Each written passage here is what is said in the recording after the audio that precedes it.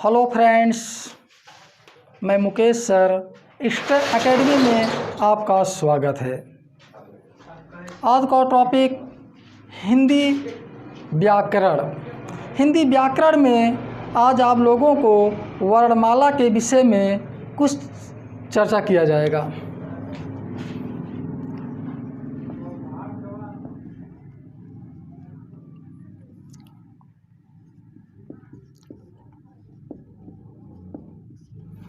जैसा कि आप लोग जानते हैं, हिंदी सभी एग्ज़ाम में बहुत महत्वपूर्ण है। हिंदी व्याकरण में वर्णमाला सबसे महत्वपूर्ण बिंदु है। तो वर्णमाला के विषय में हम आज चर्चा करते हैं। सबसे पहले जानते हैं कि वर्णमाला क्या है। वर्णमाला किसे कहते हैं? वर्णमाला एक व्यवस्थित समुदाय को वर्णमाला कहते हैं।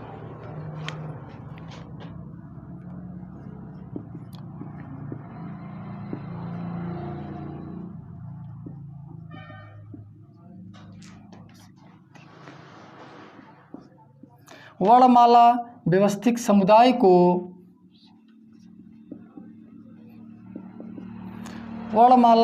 समुदाय को वर्णमाला कहते हैं।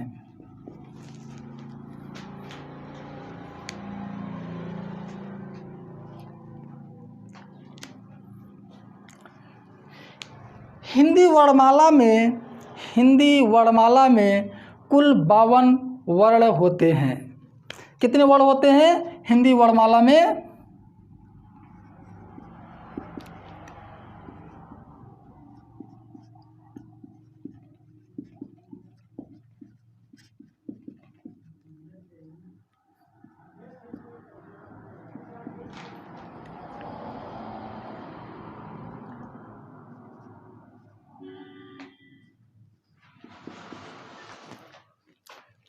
हिंदी वर्णमाला में कुल वर्ण 52 हैं। कुल कितने वर्ण हैं? 52 हैं। हम ये देखते हैं कि 52 वर्णमाला हैं या 52 वर्णमाला कौन कौन से वर्णमाला कुल मिलाकर 52 होते हैं, कैसे होते हैं 52, इसके विषय में हम देखते हैं।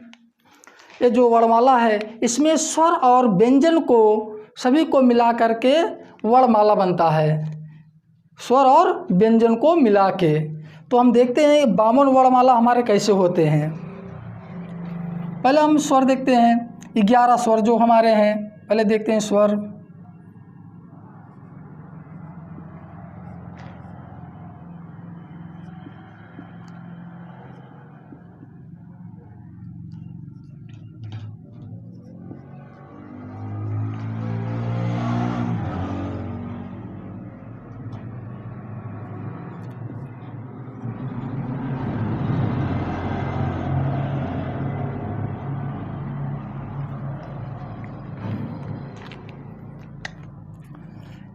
ये 11 हमारे स्वर हो गए।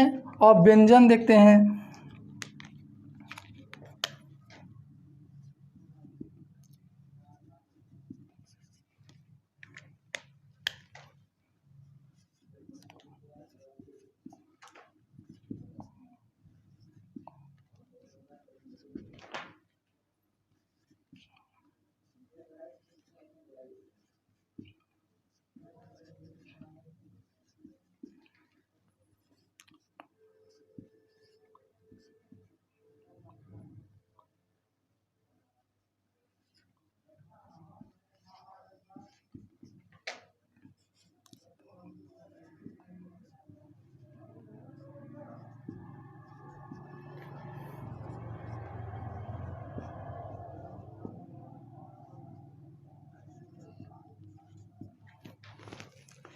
का वर्ग से लेकर के पा वर्ग को हम स्पर्श व्यंजन बोलते हैं। क्या बोलते हैं?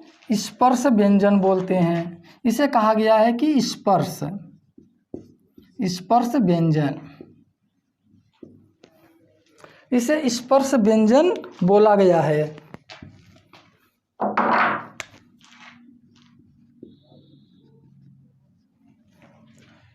का वर्ग से पा वर्ग।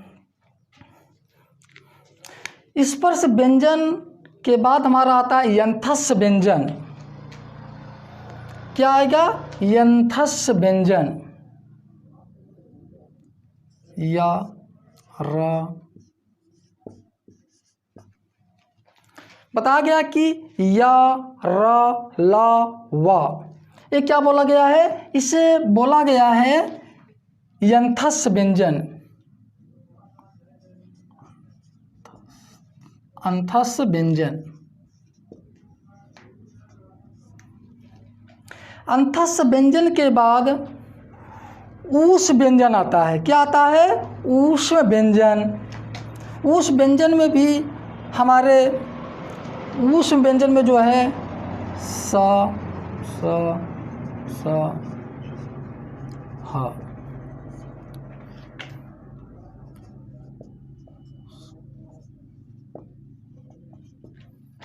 ऊष व्यंजन हो गए, स्वर हो गया, व्यंजन हो गया। व्यंजन में स्पर्श व्यंजन, अंथस व्यंजन और ऊष व्यंजन। इसके बाद बताया गया कि ऊष व्यंजन के बाद इसमें हमारे संयुक्त व्यंजन भी जुड़ेगा। क्या जुड़ेगा? संयुक्त व्यंजन। संयुक्त व्यंजन भी जोड़ देते हैं इसमें, हम संयुक्त व्यंजन को भी इसमें ऐड कर देते हैं। यहाँ पे संयुक्त व्यंजन में जो हमारे है, इसमें बताया गया कि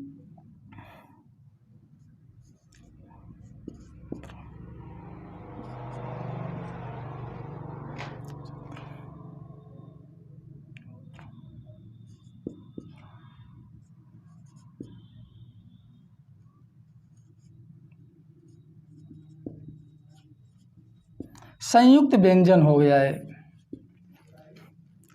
संयुक्त व्यंजन, संयुक्त व्यंजन के बाद भी इसमें बताया गया कि और जो हमारे जुड़ेंगे, इसमें रहेगा दो अयोग वा होता है।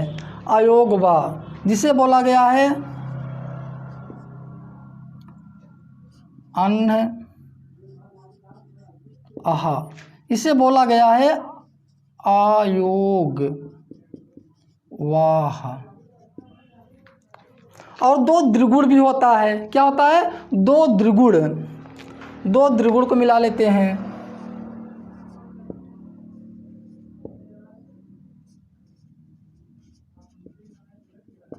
दो द्विगुण,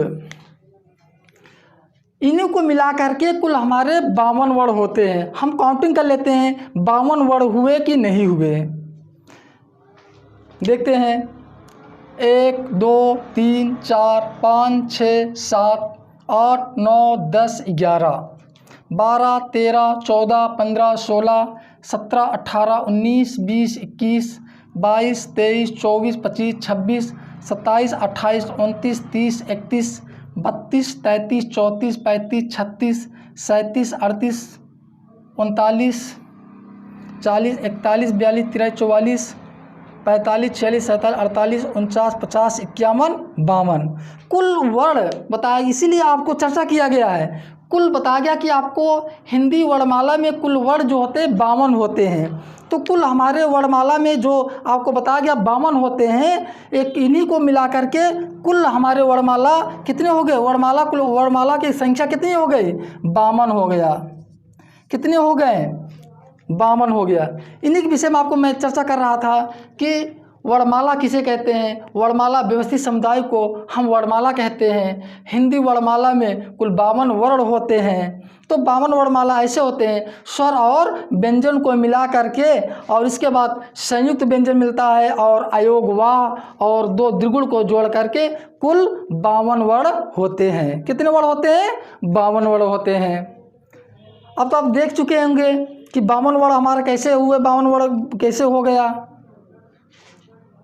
इस तरह से आपको जानना है कि अगर आपसे क्वेश्चन कर लिया जाए, बताइए हिंदी वर्णमाला में कुल कितने वर्ण होते हैं, तो आपको जवाब देना है 52 वर्ण। 52 वर्ण होते हैं। तो 52 वर्ण के विषय में आप बता सकते हैं ये कौन कौन से आएंगे इसमें।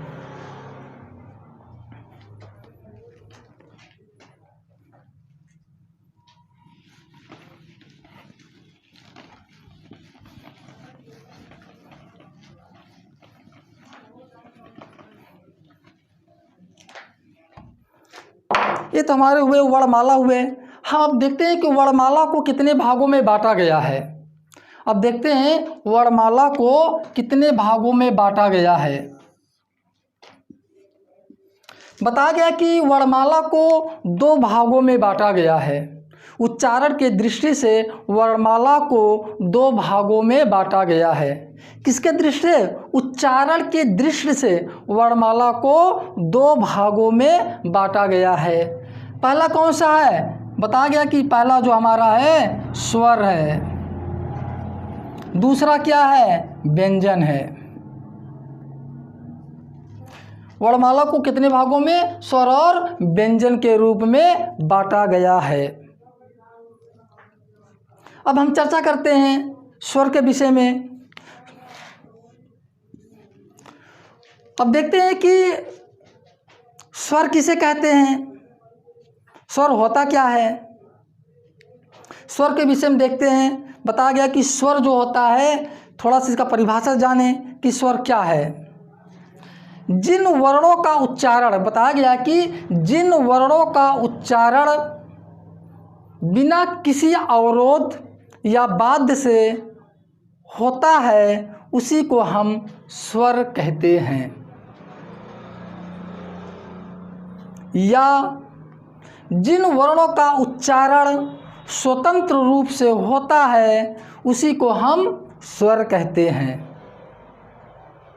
देख लीजिए थोड़ा से, जिन वर्णों का उच्चारण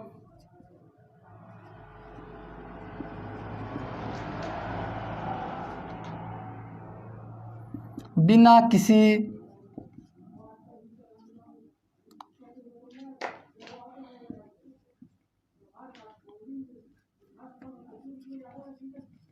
अवरोध, कह रहा है कि जिन वर्णों का उच्चारण बिना किसी अवरोध या बाध्य से होता है उसे स्वर कहते हैं। यहाँ पर आपको ध्यान देना है कि जिन वर्णों का उच्चारण बिना किसी अवरोध या बाध्य से होता है उसे स्वर कहते हैं। दूसरे शब्दों में कह सकते हैं या जिनका उच्चारण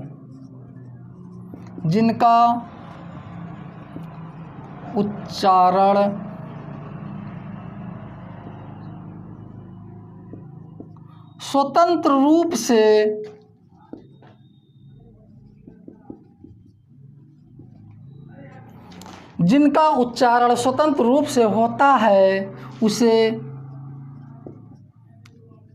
स्वर कहते हैं। आपको अब ध्यान देना होगा, यहाँ पर स्पष्ट हो गया, जिनका उच्चारण स्वतंत्र रूप से होता है उसी को हम स्वर कहते हैं। अब ध्यान देना है कि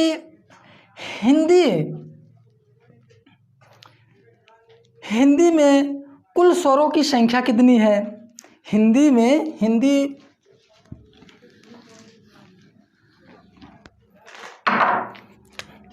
अब स्वरों की संख्या देखते हैं कि हिंदी में कुल कितने स्वर होते हैं।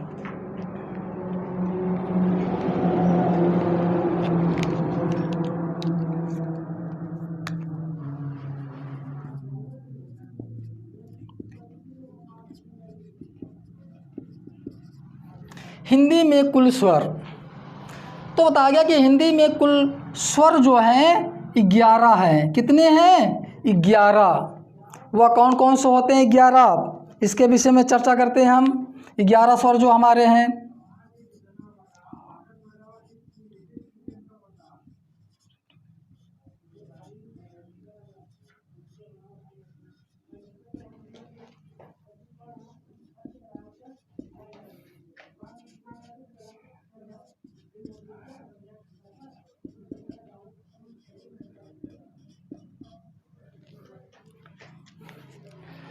हिंदी में कुल स्वर हमारे 11 हैं। 11 स्वर हैं। आ ई उ री ए ऐ ओ औ। कुल कितने हो गए? काउंटिंग कर लो। 1 2 3 4 5 6 7 8, 9, 10, 11। तो आपसे यही क्वेश्चन किया जाएगा कि हिंदी में कुल कितने स्वर हैं, तो आपको बताना है 11 हैं। तो 11 हमारे स्वर हो गए। कितने स्वर हो गए? 11। अब यहाँ सवाल उठता है कि हिंदी में